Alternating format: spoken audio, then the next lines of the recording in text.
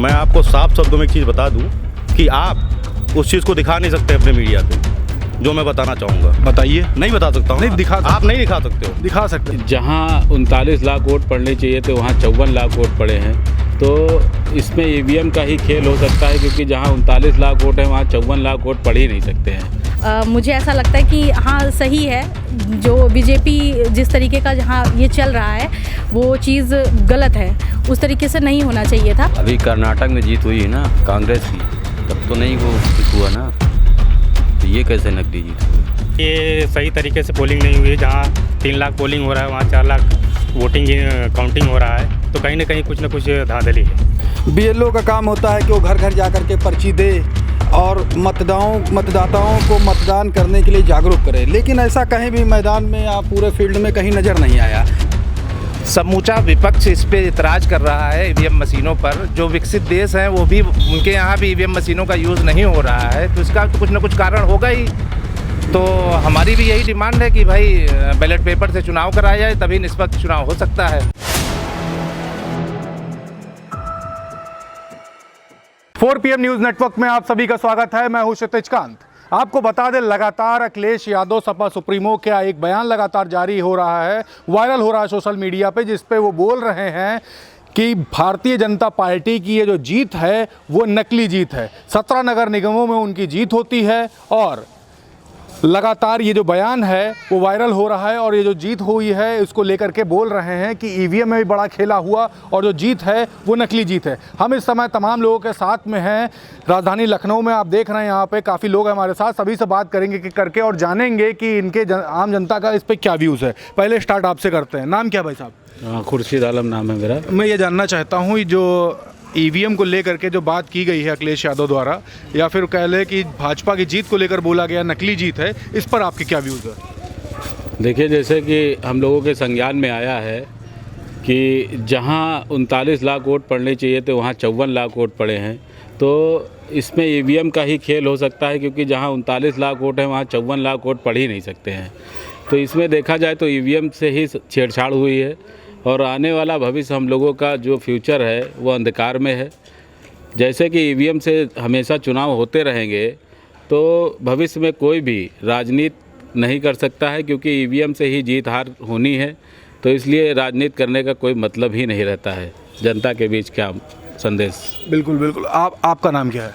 मैं मोहम्मद अहमद, प्रदेश अध्यक्ष अल्पसंख्यक मध्य सुभाषपा से हैं? जी जी। अच्छा, आपसे बात कर ले। अभी जो चुनाव हुआ है, अच्छी आप उसमें पैनी नज़र रखी होगी। अभी अखिलेश यादव का बयान वायरल हो जाता है और इसमें ये बोलते हैं कि जो भाजपा की जो जीत है वो नकली जीत है, काफ़ी नाराज़ होते हैं। इस पर क्या सोच रहे हैं आप? समूचा विपक्ष इस पे इतराज़ कर रहा है ईवीएम मशीनों पर। जो विकसित देश हैं वो भी, उनके यहाँ भी ईवीएम मशीनों का यूज़ नहीं हो रहा है, तो इसका तो कुछ ना कुछ कारण होगा ही। तो हमारी भी यही डिमांड है कि भाई बैलेट पेपर से चुनाव कराया जाए, तभी निष्पक्ष चुनाव हो सकता है। तो ये जो जीत हुई है इसको लेकर के काफ़ी लोग जब ठीकरा फोड़ते थे, ठीकरा क्यों फोड़ते, पहले क्यों नहीं इस पर बातचीत होती है? पहले से क्या, ये तो हमेशा से, आज से नहीं, विगत वर्षों से इस पे चर्चा चल ही रही है कि ईवीएम को हटाकर जो है बैलेट पेपर से चुनाव कराया जाए। इस पे चुनाव आयोग को लोगों ने लेटर भी दिया। ये जो भाजपा की जीत है इसको आप भी नकली जीत मानते हैं? जाहिर सी बात है, जब हमारी डिमांड यही है कि भाई ईवीएम पे को हटाकर जो है बैलेट पेपर से चुनाव कराया जाए, जाहिर सी बात है हमको संदेह है, इसीलिए हम इतराज़ कर रहे हैं। संदेह है। आपसे बात कर ले। आपका नाम क्या है? सत्येंद्र कुमार। पूरा नाम क्या है? सत्येंद्र कुमार सिंह ठाकुर साहब है? यस। अच्छा, ये जानना चाहते थे कि अभी एक लगातार एक बयान वायरल हो रहा है अखिलेश यादव का, जिसमें वो बोल रहे हैं कि जो भाजपा की जो जीत है वो नकली जीत है। 17 नगर निगमों में जीत हो जाती है और उसके बाद इस तरीके का बयान, इस पर क्या व्यूज़ है? देखिए क्षितिज जी, मैं आपको साफ शब्दों में एक चीज़ बता दूं कि आप उस चीज़ को दिखा नहीं सकते अपने मीडिया पे जो मैं बताना चाहूँगा। बताइए। नहीं बता सकता हूँ। नहीं दिखा सकते। आप नहीं दिखा सकते हो। दिखा सकते हो। मरे हुए आदमी को आप पैदा कर सकते हो? सही बात। मरा हुआ आदमी यहाँ कौन आ गया? मरा हुआ आदमी, हमारा एक वार्ड है भरवारा मल्हौर वार्ड, ठीक है, बूथ पे आदमी 4 साल पहले मर चुका है, उसका वोटर लिस्ट जारी है। कैसे जारी हो गया? आप ये हमको बता दी कैसे जारी हो गया? दूसरी चीज़, आप वहाँ गए, आप तहकीकात करने के लिए आप तो यहाँ रोड पे आ गए, पूछने लगे कि आप क्या करना चाहते हैं, ईवीएम में गड़बड़ी। मरा हुआ आदमी कैसे जिंदा हो गया हमको ये बता दीजिए बस आप।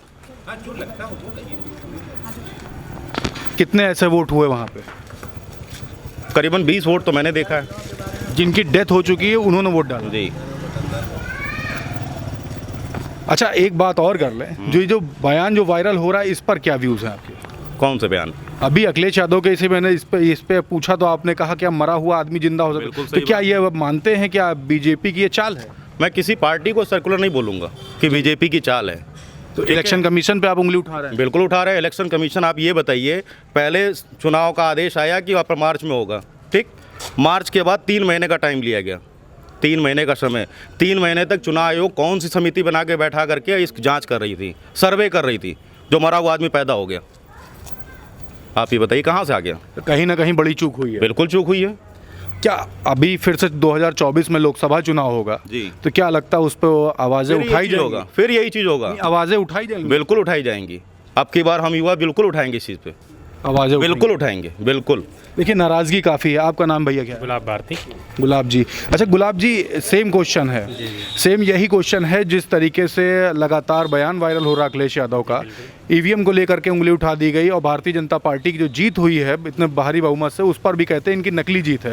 आप क्या सोचते हैं? मैं कहूँगा कि चुनाव आयोग को इस पर निष्पक्ष तरीके से जांच करानी चाहिए और पब्लिक इससे संतुष्ट नहीं है, क्योंकि ये सही तरीके से पोलिंग नहीं हुई है। जहाँ 3 लाख पोलिंग हो रहा है वहाँ 4 लाख वोटिंग काउंटिंग हो रहा है, तो कहीं ना कहीं कुछ ना कुछ धांधली है।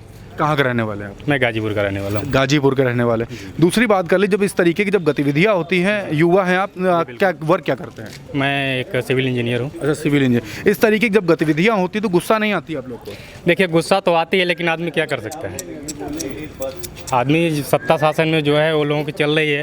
एक आदमी अपना आवाज़ उठा सकता है। आप देख ही रहे हैं न्यूज़ पर, जो लोग आवाज़ उठाते हैं उनके साथ क्या हो रहा है। लेकिन हम लोग बिल्कुल इसके साथ डटेंगे, लड़ेंगे और निष्पक्ष तरीके से जांच होनी चाहिए। हर जगह मांग करेंगे कि बैलेट पेपर से वोटिंग होना चाहिए।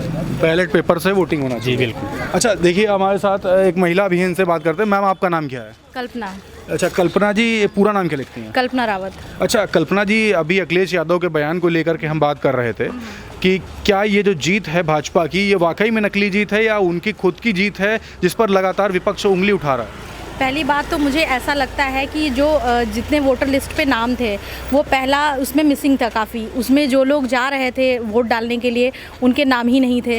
वो ढूंढ के परेशान थे, पूरी दोपहर ढूंढे, फिर उसका शाम को वो घर लौटाए।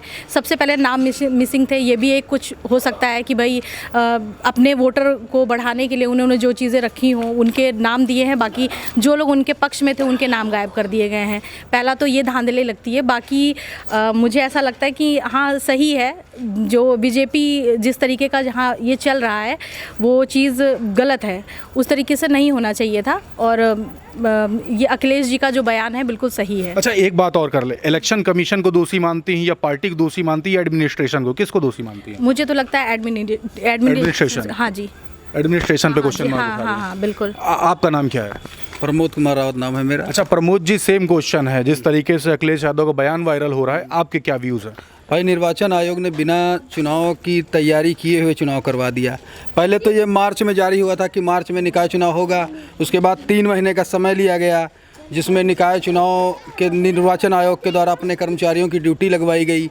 उन कर्मचारियों ने अपने दायित्वों का निर्वहन नहीं किया। कहीं ना कहीं बीएलओ का काम होता है कि वो घर घर जा कर के पर्ची दे और मतदाताओं को मतदान करने के लिए जागरूक करे, लेकिन ऐसा कहीं भी मैदान में या पूरे फील्ड में कहीं नज़र नहीं आया। बीजेपी अपनी कार्य प्रणाली दुरुस्त नहीं करा पाई।